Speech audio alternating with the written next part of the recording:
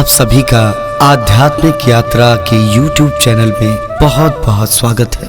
जैसा कि आप सभी जानते हैं, हिंदू धर्म में प्रचलित हर व्रत हर त्योहार के पीछे कोई न कोई पौराणिक कथाएं होती हैं। उन्हीं कथाओं का संग्रह हम अपने चैनल पर लेकर आए हैं, इसलिए हमारे चैनल को सब्सक्राइब करें, लाइक शेयर कमेंट करना ना भूलें। तो आइए आज भैया दूज के अवसर पर हम आपको सुनाते हैं भाई दूज की कथा। भाई दूज एक हिंदू त्योहार है जो भारत और नेपाल में मनाया जाता है। यह पर्व हिंदू धर्म के अनुयायी द्वारा मनाया जाता है। भाई और बहन के पवित्र रिश्ते के महत्व को दर्शाता है।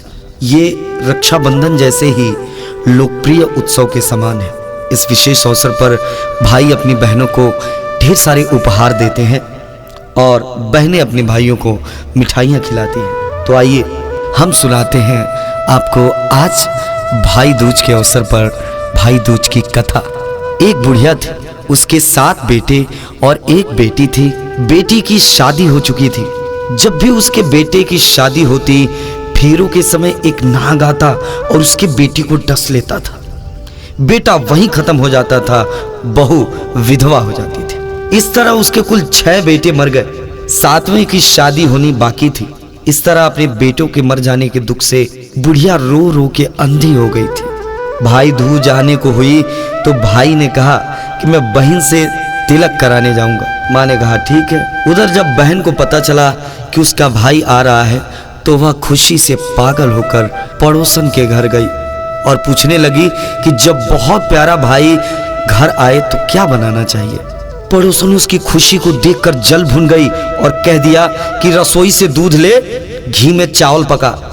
बहन ने ऐसा ही किया। उधर भाई जब बहन के घर जा रहा था तो उसे रास्ते में सांप मिला। सांप उसे डसने को हुआ।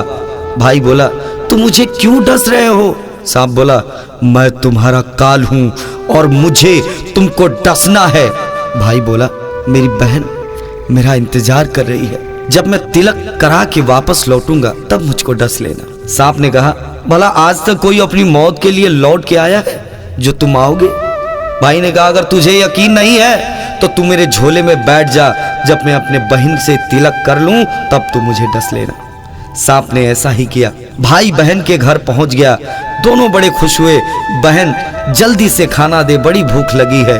बहन क्या करे, न तो दूध की रसोई सूखे न घी में चावल पके। भाई ने पूछा, बहन इतनी देर क्यों लग रही है, तू क्या पका रही है? तब बहन ने बताया कि भैया ऐसे ऐसे किया जैसा मेरे पड़ोसन ने बताया था। भाई बोला, पगली, कहीं घी में चावल पके हैं या दूध से कोई रसोई लीपे हैं? गोबर से रसोई लीप, दूध में चावल पका। बहन ने ऐसा ही किया। खाना खा के भाई को बहुत जोर की नींद आने लगी।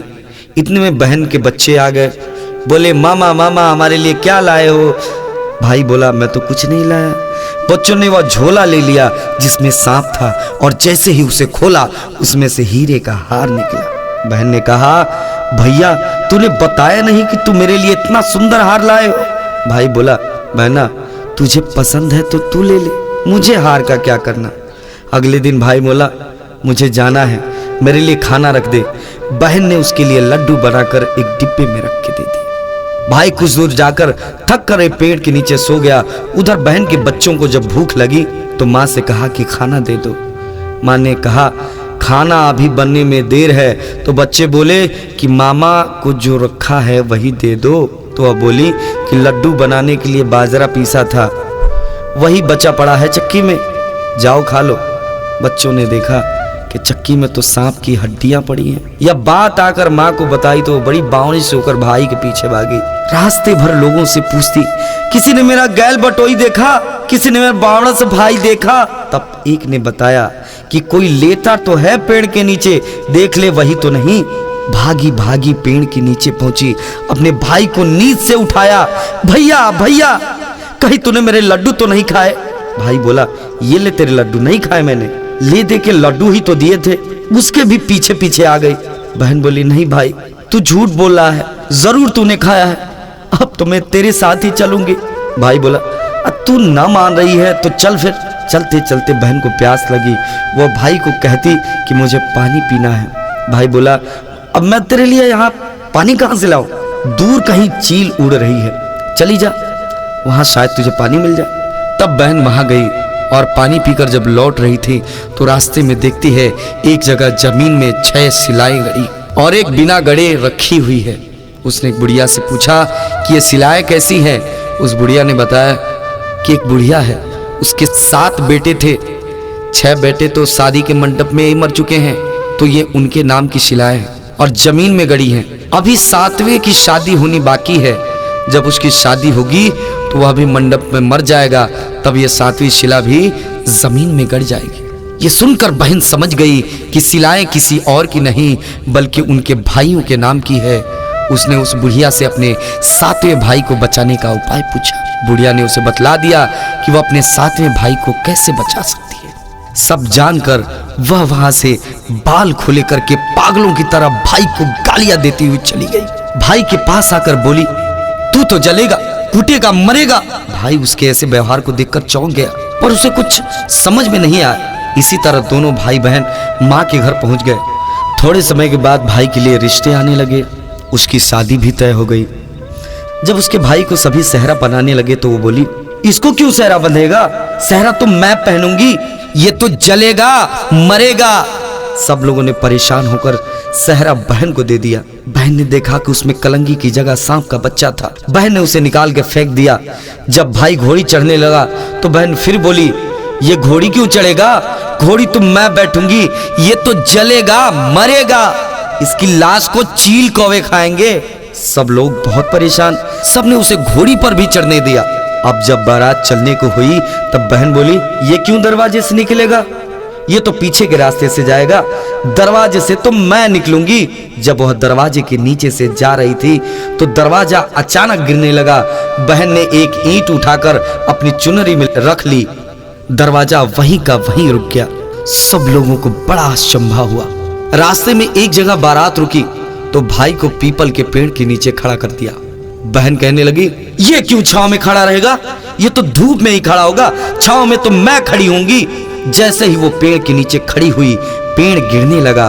बहन ने एक पत्ता तोड़कर अपनी चुनरी में रख लिया, पेड़ वहीं का वहीं रुक गया। अब तो सबको विश्वास हो गया कि ये बावली कोई जादू टोना सीख कर आई है, जो बार बार अपनी भाई की रक्षा कर रही है। ऐसे करते करते फेरों का समय आ गया। जब दुल्हन आई तो उसने दुल्हन के कान में कहा, अब तक तो मैंने तेरे पति को बचा लिया, अब तू ही अपने पति को और साथ ही अपने मरे हुए जीठों को भी बचा सकती है। फेरों के समय एक नाग आया। जैसे ही दूल्हे को डसने को हुआ, दुल्हन ने उसे एक लोटे में भर के ऊपर से प्लेट से बंद कर दिया। थोड़ी देर बाद नागिन लहर लहर करती आई और दुल्हन से बोली, तू मेरा पति छोड़। दुल्हन बोली, पहले तू मेरा पति छोड़। नागिन ने कहा, ठीक है, मैंने तेरा पति छोड़ा। दुल्हन बोली, ऐसे नहीं, पहले 3 बार बोल। नागिन ने 3 बार बोला और फिर बोली कि अब मेरे पति को छोड़। दुल्हन बोली, एक मेरे पति से क्या होगा, हंसने बोलने के लिए जेठ भी तो होने चाहिए, एक जेठ भी छोड़। नागिन ने जेठ के भी प्राण दे दिए। फिर दुल्हन ने कहा, एक जेठ से लड़ाई हो गई तो एक जेठ और छोड़, वो विदेश चला गया तो तीसरा जेठ भी छोड़। इस तरह एक एक करके दुल्हन ने अपने 6 जेठ जीवित करा लिए। उधर रो रो के बुढ़िया का बुरा हाल था कि अब तो मेरा 7वां बेटा भी बाकी बेटों की तरह मर जाएगा। गांव वालों ने उसे बताया कि उसके 7 बेटा और बहुएं आ रही हैं। तो बुढ़िया बोली, अगर ये बात सच होती तो मेरी आंखों की रोशनी वापस आ जाए और मेरे सीने से दूध की तार बहने लगे। और ऐसा ही हुआ। अपने सारे बहू बेटों को देखकर वो इतना खुश हुई, बोली, यह सब तो मेरी बावली ने किया है, कहाँ है मेरी बेटी। सब बहन को ढूंढने लगे। देखा तो वह भूसे की कोठरी में सो रही थी। जब उसे पता चला कि उसका भाई सही सलामत है तो अपने घर को चली। उसके पीछे पीछे सारी लक्ष्मी भी जाने लगी। बुढ़िया ने कहा, बेटी पीछे मुड़ के देख, तू सारी लक्ष्मी लेके जाएगी तो तेरे भाई भाभी क्या खाएंगे। तब बहन ने पीछे मुड़ के देखा और कहा, जो माँ ने अपने हाथों से दिया वह मेरे साथ चल, बात का बाकी भाई भाभी के पास रहे। इस तरह एक बहन ने अपने भाई की रक्षा की। इसी अनुसार आज भी हमारे देश की बहनें अपने भाइयों के लिए भाई दूज के अवसर पर व्रत रखती हैं और उनके लंबी उम्र की सुख समृद्धि की कामना करती है।